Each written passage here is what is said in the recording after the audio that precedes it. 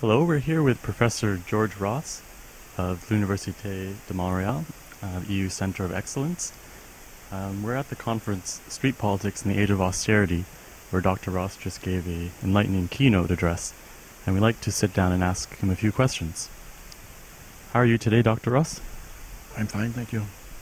Very good. Why, in your mind, is it useful to compare austerity and protest movements in the Eurozone, in Canada, and the United States? Let me answer that in two ways.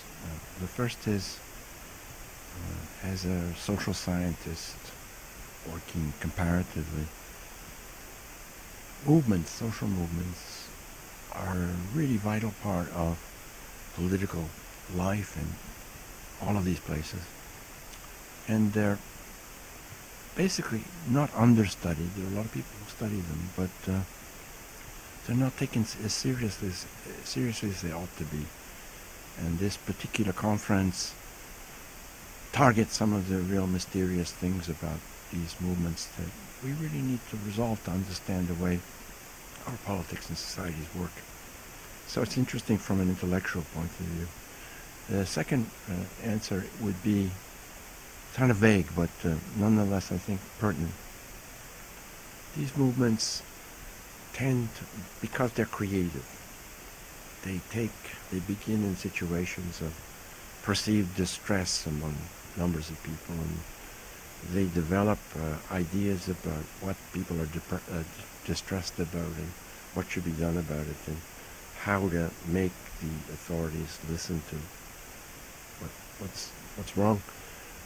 And they tend to be, they're not always, but they tend to be places where new issues get introduced, where new ideas about what's going on in the world come from certain parts of society and haven't been really taken seriously before this.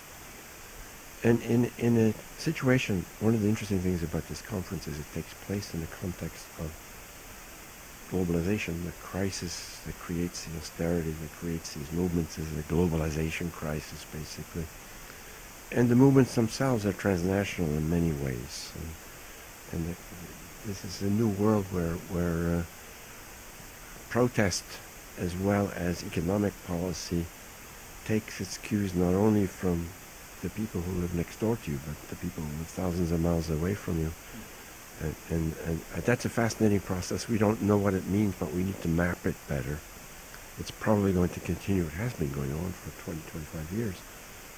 And it's a sort of one dimension of the transnationalization of our political and protest lives, which is all around us. And since we're all caught up in national narratives about things, we tend not to think about it that way, but it's true. And the conference itself addresses many of those questions, and they're important questions. So those are the generic reasons why it interests me. And there's another, you asked in your question why we should take Europe and the United States and Canada seriously. One of the interesting things about Canada is there hasn't been very much protest. It's a kind of dog that doesn't bark. And of course that's partly related to the fact that Canada has had a relatively gentle ride in this contemporary economic crisis. Luck and good management from the past, largely. But it's the dog that doesn't bark is as interesting in these cases as the dogs that do bark. We need to explain why some people are not upset by the protest in the way that others are. Because those themes won't enter the political idea realm in the way they did elsewhere. Dr. Ross, you spoke about it being these movements kind of occurring over a longer time period. You said over 30 years. And in your keynote you addressed, I think you noted long-term processes at work. What are these underlying drivers and processes that, which may be crystallizing the movements going on that we see today? It's a very, very huge question, and it's hard to answer. There are two or three big drivers. The first is globalization. In this particular crisis, which is a financial sector crisis, which is globalized or largely globalized, it's also globalization. What do you do when financial structure, which is key to the globalization, which is in many ways a positive thing for general welfare, what do you do when these institutions that everybody depends on do things that go beyond the realm of reasonable risks, and they blow up everything for everybody else? That's an underlying driver. How do people respond to that is the kind of the dependent variable for this perspective, but it's also, there are a lot of other dependent variables. It's this. There's something wrong with globalization. Is it a risk that you have to take that get blown up every 10 or 15 years by bankers who think they're doing something positive, but are in fact undermining everybody's security, and when it blows up, everybody else has to pay for it. And they don't suffer very much. There's another underlying driver which is more complicated, I think. Globalization is real and complicated and sometimes dangerous. The second one might be the effects of transnationalization of lots of things, not only finance and supply chains for manufactured goods and trade and all this economic stuff. It's also happening in a world in which people are divided up into nation states. Nation states have very strong identities, usually based on the other guys are different from us and probably not as good as us, we're better.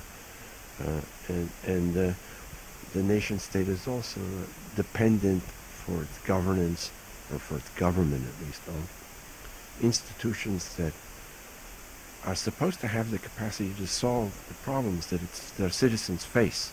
And globalization undermines that to a degree. Or changes it and undermines it. It means that governments have to behave differently, and it also means that there's some things they cannot do, even if there are huge problems. And that means that that's a driver of political discontent, puzzlement.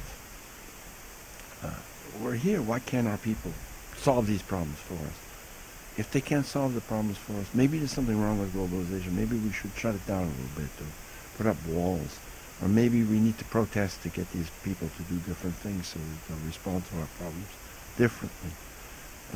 These issues are everywhere.